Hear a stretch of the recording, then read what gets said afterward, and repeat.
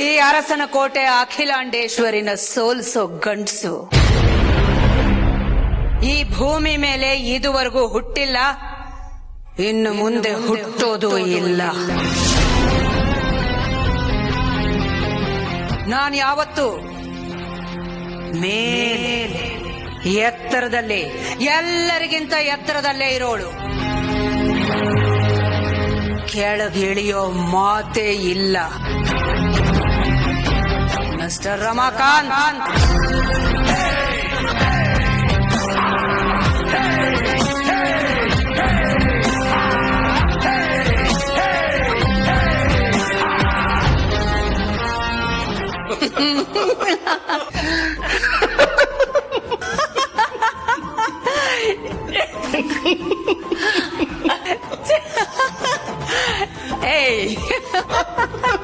ಅಬ್ಬಬ್ಬಾ, ಶುರು ಮಾಡ್ಕೊಂಡ್ರ ಇಬ್ರು? ನಿಮ್ಮಿಬ್ಬರದು ಯಾವಾಗ್ಲೂ ಇದೇ ಆಗೋಯ್ತು ನೋಡಿ. ಮೈತ್ರಿ, ರಮಾಕಾಂತ್, ತುಂಬಾ ಸಂತೋಷ ಆಗ್ತಿದೆ ನಿಮ್ಮಿಬ್ರನ್ನ ನೋಡಿ. ಇಷ್ಟು ವರ್ಷಗಳ ನಂತರ ಬರ್ತಿದ್ದೀರಾ, ತುಂಬಾ ಆಶ್ಚರ್ಯ ಆಗ್ತಿದೆ. ಎಷ್ಟೋ ವರ್ಷ ಆದ್ಮೇಲೆ ಅಖಿಲ ಮನೆಗೆ ಹೋಗ್ತಿದೀವಿ, ಸ್ವಲ್ಪ ಡೀಸೆಂಟ್ ಆಗಿ ಇರು ಅಂತ ಇವ್ರಿಗೆ ಹೇಳ್ದೆ. ನೋಡಿ ಇವ್ರು ಹೇಗ್ ಆಡ್ತಾರೆ ಅಂತ. ಡಿಸೆನ್ಸಿ ಮತ್ತೆ ರಮಾಕಾಂತ್. ಡಿಸೆನ್ಸಿ ಎಲ್ಲ ಸೂಟ್ ಆಗಲ್ಲ ರಮಾಕಾಂತ್ಗೆ. ಯಾವಾಗ್ಲೂ ತರಲೆ ಮಾಡ್ತಾ ಇದ್ರೇನೆ ಚಂದ ಅಲ್ವಾ? ಅದೇನ ನಿಜ. ನಾನ್ ಮಾಡಿದ ತರಲೆ ಆದರೂ ನಾನು ಸಾಧು ಸಜ್ಜನ ಸಂಪನ್ನಂತರ ಕಾಣಿಸ್ತಿಲ್ವಾ? ಸಂಪನ್ನಂತರ. ವಿದೇಶಕ್ಕೆ ಹೋಗಿ ಇಷ್ಟು ವರ್ಷ ಅಲ್ಲೇ ಇದ್ರು ನಮ್ಮ ದೇಶದ ಸಂಪ್ರದಾಯ ಸಂಸ್ಕೃತಿನ ಮರ್ತಿಲ್ವಲ್ಲ? ಹೌದು ಮತ್ತೆ. ಎಲ್ಲಾದರೂ ಇರೋ, ಎಂತಾದರೂ ಇರೋ, ಎಂದೆಂದಿಗೂ ನೀನು ಕನ್ನಡವಾಗಿರು. ಕನ್ನಡವೇ ಸತ್ಯ, ಕನ್ನಡವೇ ನಿತ್ಯ. ನಿಜ ಅಲ್ವಾ ಅಖಿಲ? ವಿದೇಶದಲ್ಲಿ ಇದ್ರು ನಮ್ತನ ನಾವು ಮರಿಬಾರ್ದು. ನೋಡು, ವಿದೇಶದಿಂದ ಬಂದಿದ್ದೆ ತಡ ಪ್ಯಾಂಟ್ ಶರ್ಟ್ ಎಲ್ಲ ಬೆಚ್ಚ ಹಾಕ್ಬಿಟ್ಟು ನಮ್ಮ ದೇಸಿ ಉಡುಗೆ, ಶಲ್ಯ, ಅಂಗಿ, ಪಂಚೆ. ಅಖಿಲ, ಎಷ್ಟು ಹಿತವಾಗಿದೆ, ಎಷ್ಟು ಖುಷಿ, ಆನಂದ. ವಾ ವಾ, ನಮ್ಮ ದೇಸಿ ಉಡುಗೆ ಅಂದ್ರೆ ದೇಸಿ ಉಡುಗೆನೆ. ಅಲ್ಲ, ಸಂಬಳಕ್ಕೋಸ್ಕರ ಎಷ್ಟು ಭಾಷೆ ಬೇಕಾದ್ರೂ ಕಲಿಬಹುದು, ಆದ್ರೆ ಜೀವನಕ್ಕೋಸ್ಕರ ನಮ್ಮ ಮಾತೃಭಾಷೆ, ನಮ್ಮ ಕನ್ನಡ, ಅದನ್ನು ಮರಿಬಾರ್ದು. ಯಾಕೆ ಗೊತ್ತಾ? ಜೀವನ ಶುರುವಾಗಿದ್ದು ಅಲ್ಲಿಂದನೇ ಅಲ್ವಾ? ಆಹಾ, ಅದ್ಭುತವಾದ ಮಾತು ಕನ್ನಡಿಗ. ರಮಾಕಾಂತ್, ಹೇಗಿದ್ದೀರಿ? ನೋಡಿ ಹೇಗಿದ್ದೀವಿ. ನೀವು ಅವತ್ತಿನಿಂದ ಇವತ್ತಿನವರೆಗೂ ಹಾಗೆ ಇದ್ದೀರಾ. ನಿಮ್ಗೆ ವಯಸ್ಸೇ ಆಗಿಲ್ಲ ಅಂತ ಅನ್ಸುತ್ತೆ. ನಿಮ್ ಜೋಡಿ ಎಷ್ಟು ಚಂದ ಇದೆ ಗೊತ್ತಾ? ನಿಮ್ಮಿಬ್ಬರು ನೋಡಿದ್ರೆ ಯಾರಿಗಾದ್ರೂ ಹೊಟ್ಟೆ ಕಿಚ್ಚಾಗತ್ತಪ್ಪ. ಎಲ್ಲ ಸರಿ, ಕೈಯಲ್ಲಿರೋ ಕಾಫಿ ಆರಿ ತಣ್ಣಗಾಗುವ ಮುಂಚೆ ಸಕ್ಕರೆಯನ್ನು ಹಾಕುತ್ತೀರಾ? ಖಂಡಿತ ಸಾಧ್ಯ ಇಲ್ಲ. ಏನಂದೆ? ಕೋಪ ಮಾಡ್ಕೋಬೇಡಿ ಅಖಿಲಾಂಡೇಶ್ವರಿ ಅವರೇ. ಅದು ಏನು ಅಂತಂದ್ರೆ, ಈಗ ನಿನಗೊಬ್ನಿಗೆ ಸಕ್ಕರೆ ಹಾಕಿದ್ರೆ ಬೇರೆಯವ್ರಿಗೆ ಅನ್ಯಾಯ ಮಾಡದಂಗಲ್ವಾ? ನಿನ್ನ ಹಾಗೇನೆ ಬೇರೆ ಯಾರ ಕಾಫಿಗೂ ಸಕ್ಕರೆ ಹಾಕಿಲ್ಲ. ಎಲ್ರು ಒಟ್ಟಿಗೆ ಬರ್ಲಿ, ಎಲ್ಲರಿಗೂ ಒಟ್ಟಿಗೆ ಸಕ್ಕರೆ ಹಾಕ್ಬಿಡ್ತೀನಿ. ಹಾಗಾದ್ರೆ ಇದೆಲ್ಲ ನಿನ್ ಪ್ಲಾನ್? ನಾನು ಮತ್ತೆ ರಮಾಕಾಂತ್ ಇಂಥ ಯೋಚನೆ ಇವನಿಗೆ ಬರೋದು. ಪಾರ್ವತಿ, ಪಾರ್ವತಿ, ಏನ್ ಪಾರ್ವತಿ, ಕಾಫಿಗೆ ಸಕ್ಕರೆನ ಹಾಕಿಲ್ಲ? ಓ, ಬನ್ನಿ ಬನ್ನಿ, ಸಾಲಾಗಿ ಬನ್ನಿ. ಕನ್ನಡ ಶಾಲೆಯಲ್ಲಿ ಪ್ರಾರ್ಥನೆ ಸಾಲಾಗಿ ಬರಲ್ವಾ? ಹಂಗ್ ಬರ್ಬೇಕು. ಹಾ, ಸಾಲಾಗಿ ಬಂದ್ರೆ ಮಾತ್ರ ಸಕ್ಕರೆ, ಇಲ್ಲ ಅಂತಂದ್ರೆ ಕಹಿ ಕಾಫಿ ಕುಡಿಯೋದು. ಬನ್ನಿ ಬನ್ನಿ ಬನ್ನಿ, ಬೇಗ ಬೇಗ. ಓ, ಸಕ್ಕರೆ.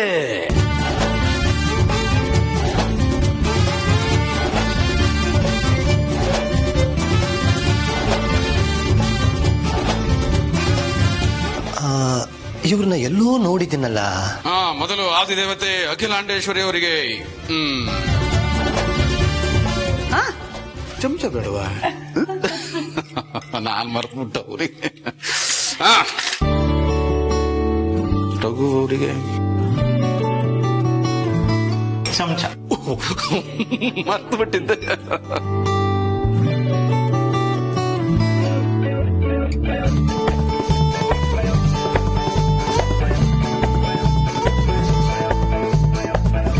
ನಮ್ ಮೊದಲನೇ ಮಗ ಆದಿತ್ಯ.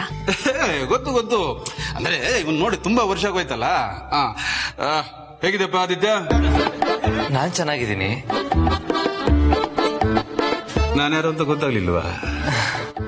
ಅಲ್ಲ ರೀ, ಆ ಹುಡುಗನ್ ನಾವು ನೋಡಿದ್ದೆ ಚಿಕ್ಕ ವಯಸ್ಸಿನಲ್ಲಿ, ನಮ್ಗೆ ನೆನ್ಪಿಲ್ಲ. ಇನ್ ಅವನ್ಗೆ ಹೆಂಗ್ರಿ ನೆನ್ಪಿರುತ್ತೆ? ಹೌದೌದು, ನೀ ಹೇಳೋದು ಸರಿನಾ. ನೋಡಪ್ಪ, ನನ್ನ ಹೆಸರು ರಮಾಕಾಂತ್, ನನ್ನ ಶ್ರೀಮತಿಯವರು ಮೈತ್ರಿ. ನಾವಿಬ್ರು ನಿಮ್ಮ ಅಪ್ಪ ಅಮ್ಮನ ಹಳೆ ಸ್ನೇಹಿತರು.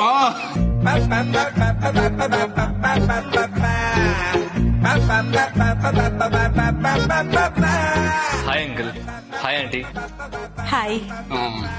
ನೋಡಪ್ಪ, ನನ್ನ ಹೆಂಡತಿನ ಬೇಕಾದ್ರೆ ಹಾಯ್ ಬಾಯ್ ಅನ್ನು, ನನಗೇನು ಬೇಜಾರಿಲ್ಲ. ಆದ್ರೆ ನನ್ನನ್ನು ಮಾತ್ರ ಕರಿಬೇಡ. ಏನೋ ಹಂಗೆ ಕೇಳಿದ್ರೆ ಏನೋ ಒಂಥರ ಕರ್ಕಶವಾಗಿರುತ್ತಪ್ಪ.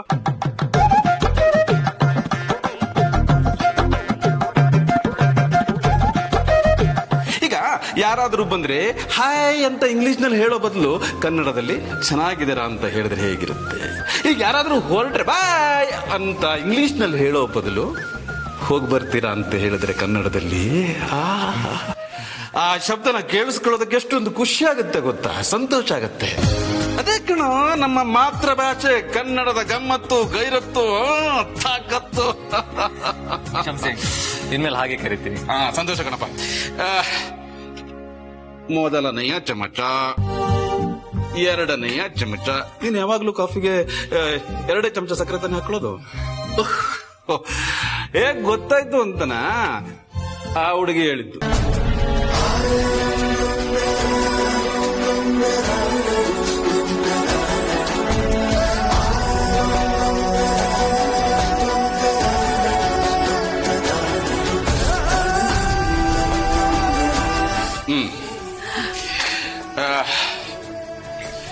ಪ್ರೀತಮ್ ನಮ್ 2ನೇ ಮಗ. ನಮಸ್ತೆ ಅಂಕಲ್. ನಮಸ್ತೆ. ನಮಸ್ತೆ ಕಣಪ್ಪ. ನಮ್ಮ ಹಳೆ ಸಿನಿಮಾದ ರಾಮಕೃಷ್ಣ ಇದಾರಲ್ಲ, ಥೇಟ್ ಅದೇ ತರ ಕಾಣಿಸ್ತೀಯ. Thanks uncle. ಈ ಹೆಣ್ಮಗಳು ಯಾರು? ನಮ್ 2ನೇ ಸೊಸೆ ಪ್ರೀತಮ್ ಹೆಂಡತಿ. ನನ್ನ ಹೆಂಡತಿ. ಅಯ್ಯೋ ಅಖಿಲ, 2ನೇ ಮಗಂಗೂ ಮದುವೆ ಆಗೋಯ್ತಾ? ಹಾಗಾದ್ರೆ ದೊಡ್ಡ ಸೊಸೆಯಲ್ಲಿ?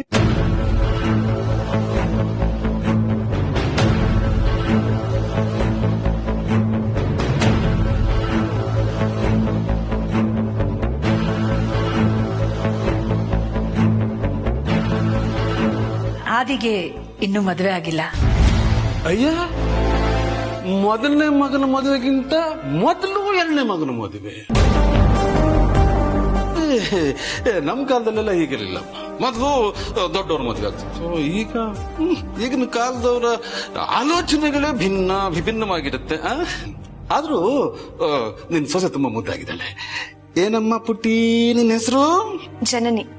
ಜನನಿ, ತುಂಬಾ ಮುದ್ದಾಗಿದೆ. ಜನನಿ ಜನ್ಮಭೂಮಿ.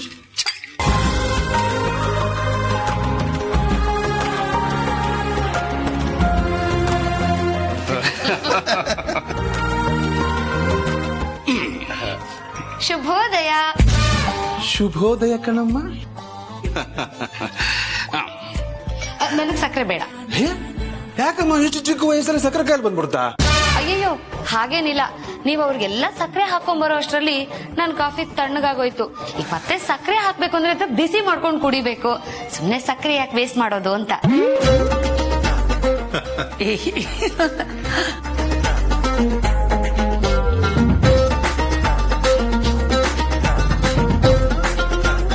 ಪರವಾಗಿಲ್ಲ, ತುಂಬಾ ಚೆನ್ನಾಗಿ ತಮಾಷೆ ಮಾಡಿದ್ಯಾ. ನೀನ್ ಹೇಳೋದ್ರಲ್ಲೂ ನಿಜ ಅಡಗಿದೆ. ಎಲ್ಲರಿಗೂ ಸಕ್ಕರೆ ಆಯ್ತಲ್ವಾ? ರಮಾಕಾಂತ, ಈ ಮನೆಯಲ್ಲಿ ನೀನು ಪರಿಚಯ ಮಾಡ್ಕೋಬೇಕಾದ ಇನ್ನಷ್ಟು ಜನ ಇದ್ದಾರೆ. ಚೆನ್ನಪ್ಪ, ಭಾನು, ಭಾಗ್ಯಲಕ್ಷ್ಮಿ, ಮತ್ತೆ ಗೊತ್ತು. ಇವಳು ಪರಿಚಯ ಮಾಡಿಸ್ಕೊಡೋ ಅಗತ್ಯನೇ ಇಲ್ಲ. ಆಗ್ಲೇ ಪೂರ್ತಿಯಾಗಿ ಇವಳ ಬಗ್ಗೆ ತಿಳ್ಕೊಂಡ್ಬಿಟ್ಟಿದ್ವಿ.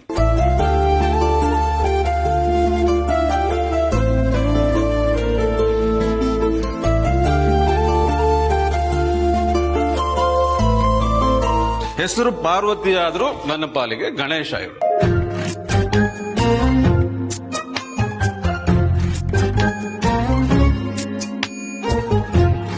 ಅಲ್ಲ ಅಖಿಲ, ನಿನ್ನ ಬಗ್ಗೆ ಎಷ್ಟೊಂದು ಕಾಳಜಿ, ಎಷ್ಟೊಂದು ಅಕ್ಕರೆ. ಆ ಪಾರ್ವತಿ ದೇವಿ ಸ್ನಾನಕ್ಕೆ ಹೋದಾಗ ಗಣೇಶ ಕಾಯ್ತಿದ್ನಲ್ಲ, ಹಾಗೇನೆ ಇವಳು ನಿನ್ನ ಕಾವಲುಗಾತಿ. ಅದಕ್ಕೆ ನಾನು ಇವಳನ್ನ ಗಣೇಶನಿಗೆ ಹೋಲಿಸಿರೋದು. ನಿಮ್ಮೆಲ್ರಿಗೂ ಇವತ್ತು ಸಕ್ಕರೆ ಇಲ್ಲದ ಕಾಫಿ ಕುಡಿಸ್ತೀನಿ ಅಂದಾಗ ನಮ್ಮನ್ನ ಹೇಗೆ ನೋಡಿದ್ಲು ಗೊತ್ತಾ ಇವಳು? ಅಯ್ಯೋ, ನಿಮ್ಗೆ ತೊಂದರೆ ಕೊಡಕ್ ಬಂದ್ರೆ ಕೇಳಿತಾರ ನೋಡ್ರಿ. ಆಮೇಲೆ ನನ್ನ ಹೆಂಡತಿ ಹಾಗಲ್ಲ, ಹೀಗೆ ನಾವು ಕುಟುಂಬದ ಸ್ನೇಹಿತರು ಅಂತ ಹೇಳಿದಾಗಲೇ ಒಲ್ಲದ ಮನಸ್ಸಿನಿಂದ ಒಪ್ಕೊಂಡಿರೋದು.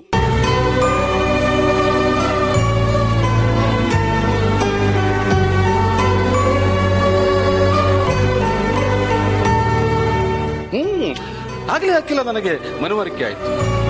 ನಿನಗೋಸ್ಕರ, ನಿನ್ನ ಕುಟುಂಬಕ್ಕೋಸ್ಕರ ಈ ಹುಡುಗಿ ಪ್ರಾಣ ಬೇಕಾದ್ರೂ ಕೊಡ್ತಾಳೆ ಅಂತ.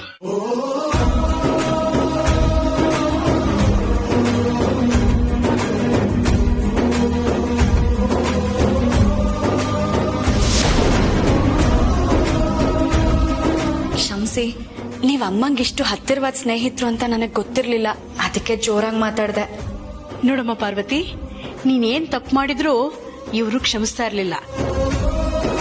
ಆದ್ರೆ ನೀನು ಅಚ್ಚ ಕನ್ನಡದಲ್ಲಿ ಮಾತಾಡ್ದಿ ನೋಡು, ಇವ್ರು ನಿನ್ನನ್ನ ಕ್ಷಮಿಸ್ತಾರೆ. ಕ್ಷಮಿಸೋದೇನು? ನಾನು ಯಾವಾಗಲೂ ಈ ಹುಡುಗಿ ಶರಣಾಗ್ಬಿಟ್ಟಿದ್ದೀನಿ.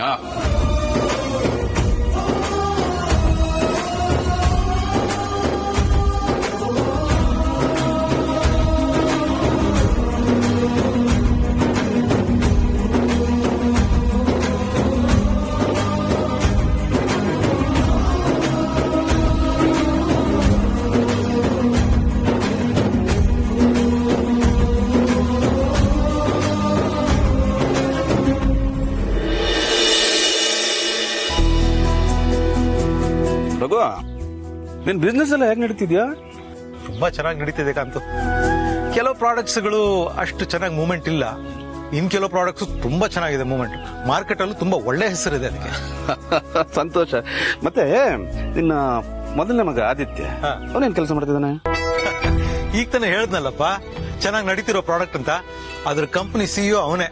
ಅವನ ಅಂಡ್ರಲ್ಲಿ ಕಂಪನಿ ತುಂಬಾ ಚೆನ್ನಾಗಿ ನಡೀತಿದೆ. ಓ ಹೌದಾ? ಒಳ್ಳೇದು. ಆದ್ರೆ ರಘು, ನಾನು ಈಗ ಕೇಳ್ತೀನಿ ಅಂತ ಬೇಜಾರು ಮಾಡ್ಕೋಬೇಡ. ಮೊದಲನೇ ಮಗನ ಮದುವೆಗಿಂತ ಮೊದಲು ಎರಡನೇ ಮಗನ ಮದುವೆ ಮಾಡಿಸ್ತಿಯಲ್ಲ, ಯಾಕೆ? ಏನೋ ಬಿಡು, ಅದೊಂದು ದೊಡ್ಡ ಕತೆ ಕಾಂತು. ಈಗ ಮಾತಾಡೋದ್ರಿಂದ ಏನು ಪ್ರಯೋಜನ ಇಲ್ಲ. ಆದ್ರೆ ನಮ್ ಎರಡನೇ ಸೊಸೆ ಪ್ರೀತುಗೆ ಹೇಳ್ ಮಾಡಿಸಿದ ಜೋಡಿ. ನಮಗೂ ಅಷ್ಟೇನಪ್ಪ, ತುಂಬಾ ಒಳ್ಳೆ ಸೊಸೆ ಅವಳು. ಓ ಸಂತೋಷನಪ್ಪ. ಆದ್ರೆ ನಾನು ಕೇಳ್ತಾ ಇರೋದು ಮೊದಲನೇ ಮಗನ ಮದುವೆ ವಿಷಯ.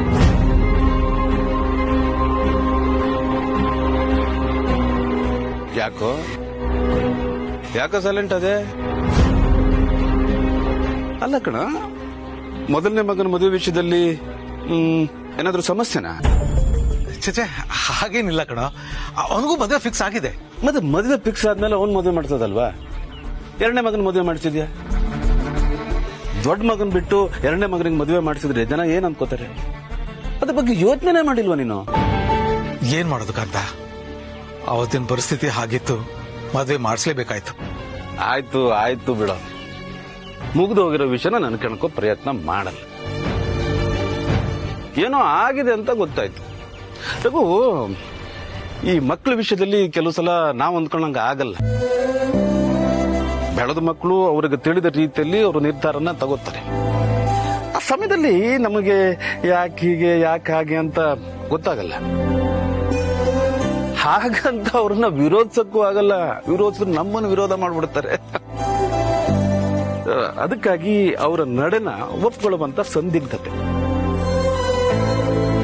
ಅಲ್ಲ ರಘು, ಅವರ ವಯಸ್ಸಲ್ಲಿ ನಮ್ಮ ತಂದೆ ತಾಯಿಗಳಿಗೆ ಎಷ್ಟು ಗೋಳು ಹೊಯ್ಕೊಂಡಿದವ. ನಮ್ಮ ಮಕ್ಕಳು ನಮ್ಗೆ ಗೋಳು ಹೊಯ್ಕೊಂಡಾಗಲೇ ಗೊತ್ತಾಗೋದು. ಏನು ಮಾಡಕ್ಕಾಗಲ್ಲ, ಅನುಭವಿಸ್ಬೇಕು ಅಷ್ಟೇ.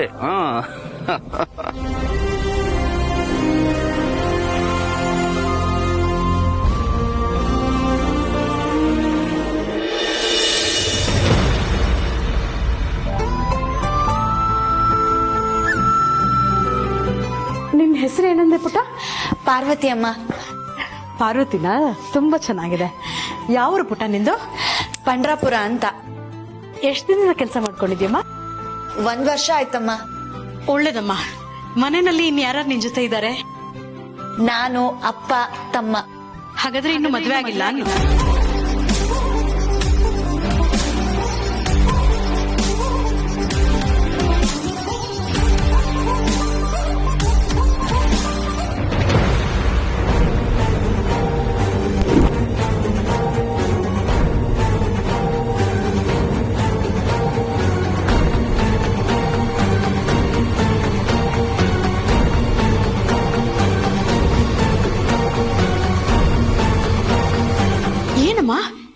ಏನೋ ಮುಚ್ಚಿಟ್ಕೋತಾ ಇದ್ದಿ? ಏನು? ಏನಿಲ್ಲಮ್ಮ. ಇಲ್ಲ, ನೀನೇನೋ ಮುಚ್ಚಿಟ್ಕೊಂಡೆ. ನಾ ಅದನ್ನ ನೋಡ್ದೆ. ಏನದು?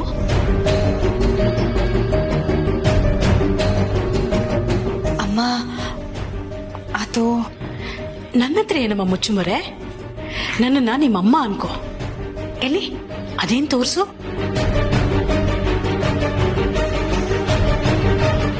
ತೋರ್ಸಮ್ಮ.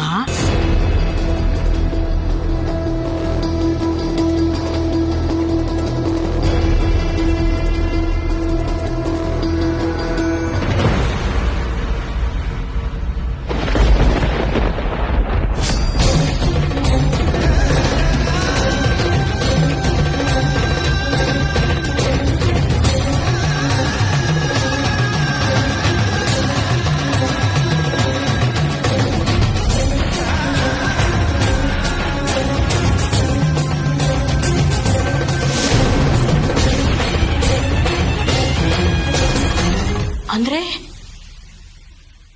ನೀಗ್ ಮದ್ವೆ ಆಗಿದ್ಯಾ?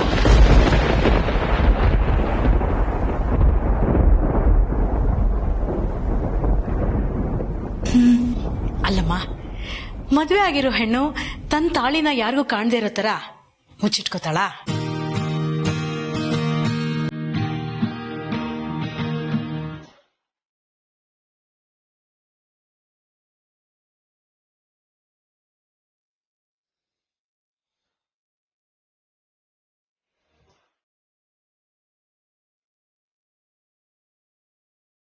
ತಾಳಿ ಅನ್ನೋದು ಕೇವಲ ಮಾಂಗಲ್ಯದ ದಾರ ಅಲ್ಲ, ಗಂಡ ಹೆಂಡತಿ ನಡುವಿನ ಬಾಂಧವ್ಯದ ಬೆಸುಗೆ, ಇಬ್ಬರ ಸಂಬಂಧದ ಕೊಂಡಿ. ತನ್ನ ಗಂಡನ ಕ್ಷೇಮಕ್ಕೋಸ್ಕರ ವಿಶೇಷವಾಗಿ ಪೂಜಿಸಲ್ಪಡೋ ದೇವರ ಮಾರಮ್ಮ. ಹೆಣ್ಣಿನ ಜೀವನದಲ್ಲಿ ಆಕೆಗೆ ಸಿಗೋ ಶ್ರೇಷ್ಠವಾದ ಭಾಗ್ಯನೇ ಈ ತಾಳಿ.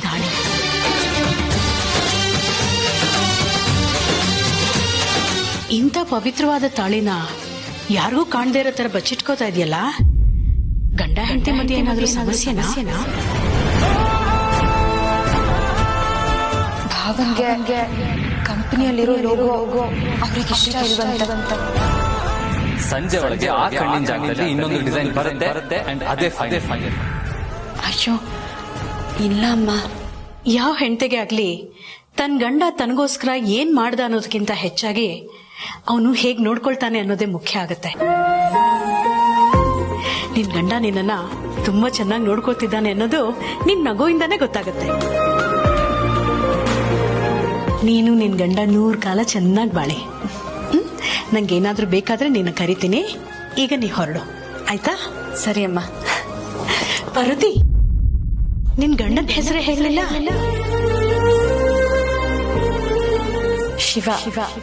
ಶಿವ ಪಾರ್ವತಿ.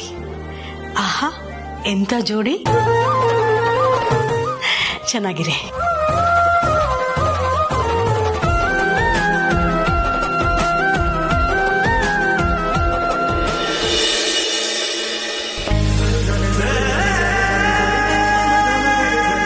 ಅಖಿಲ, ಈ ಬಾಳೆ ಎಲೆ ನೋಡ್ತಾ ಇದ್ರೆ ಇವತ್ತು ಭಯಂಕರ ಭೋಜನ ಅಂತ ಅನ್ಸುತ್ತೆ.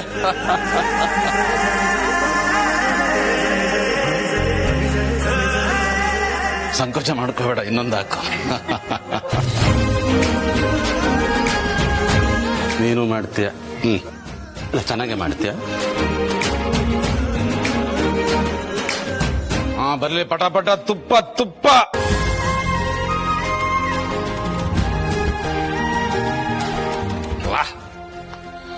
ಅಂತೂ ನನ್ನ ಆಸೆಯಂತೆ ನೆಲದ ಮೇಲೆ ಕೂತು ಬಾಳೆಯಲ್ಲಿ ಊಟ ಮಾಡ್ತಿರೋದು ತುಂಬಾ ಸಂತೋಷ ಆಗ್ತಿದೆ.